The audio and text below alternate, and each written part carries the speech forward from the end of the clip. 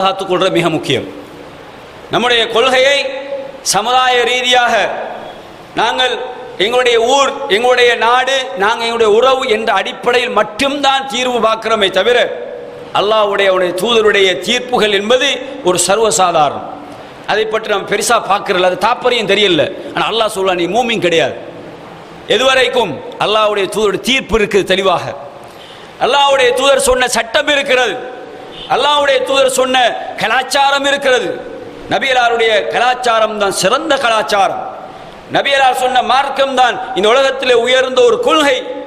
இந்த கொள்கை ஒருவன் சரியாக ஏற்றுக்கொள்ளாத பொழுது, அந்த தீர்ப்பை அவன் ஆங்காங்கே சரியான முறையில் எடுத்துக்கொள்ளாத பொழுது அவன் மூமின் கிடையாது என்றால் எந்த அளவுக்கு பயப்படும் சகோதரர்களே. மறுமையினுடைய பேற்றுக்காகத்தான் உலகத்தில் வாழ்ந்துட்டு இருக்கிறோம். உலகத்தினுடைய வாழ்வை நம்ம அதற்குத்தான் இவ்வளவு முயற்சி, இவ்வளவெல்லாம் இபாதத்துக்களையும் வணக்க வழிபாடுகளையும் இறைவனுக்காக நாங்கள் முழுமூச்சாக செய்வதனுடைய நோக்கம், நான் ஒரு மூமினாக மரணிக்க வேண்டும். அல்லாஹ்வை சந்திக்கிற பொழுது அல்லாஹ்வுக்கு அடிபணிந்த உள்ளத்தோடு அந்த ரப்பை சந்திக்க வேண்டும் என்ற ஒரு மனோநிலையோடு தான் இருக்கும் என்று சொன்னால், அந்த மூமின்களுடைய பட்டியலையாவது நாம் இருக்கணும் என்றால் நாங்கள் இந்த சத்தியத்தின் ஆதரவாளர்களாக இருக்கணும்.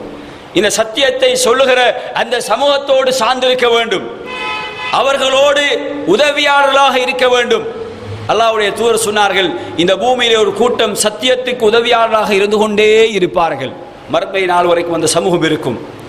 மறுமை நாள் வரைக்கும் லா தஸாலு தாயிஃபத்து மின் உம்மத்தி லாஹிரீன அலல் ஹக், உண்மையின் மீது சத்தியத்தின் மீது இந்த பூமியிலே ஒரு கூட்டம் இருந்து கொண்டே இருப்பார்கள். அந்த கூட்டத்தில் பயணிக்கிற ஒருவனாக நானும் இருக்க வேண்டும் என்றுதான் ஒரு மோமின் யோசிப்பாரை தவிர, இந்த உலகத்துடைய இன்பங்கள், இந்த உலகத்தினுடைய பதவிகள், இந்த உலகத்திலே கிடைக்கக்கூடிய ஒரு அற்பமான ஒரு விஷயம் அவர்களுக்கு இதை பின்பற்றுவதிலே தடையாக இருக்காது.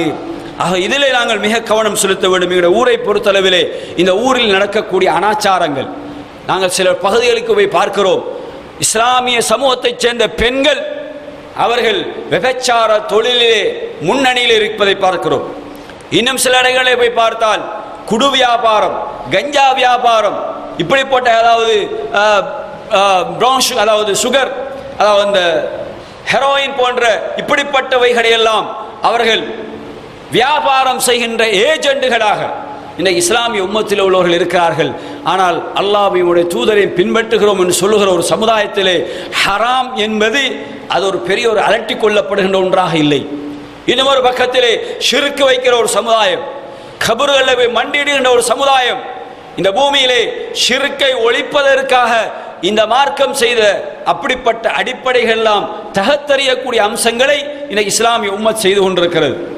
கண்ணியத்துக்குரிய இஸ்லாமிய சகோதரர்களே, அப்படியாக இருந்தால் நாங்கள் மோமின்களாக இருக்க முடியுமா என்பதை சிந்திக்க வேண்டியிருக்கிறது. இந்த காலத்தில் நம்முடைய பிரச்சாரம் எப்படி இருக்க வேண்டும்? இப்படிப்பட்ட ஃபித்னாக்கள் நிறைந்திருக்கக்கூடிய இந்த ஃபித்னாவுடைய ஒரு காலத்திலே நாங்கள் இந்த சமுதாயத்தில் செய்ய வேண்டிய விழிப்புணர்வுகள் என்ன?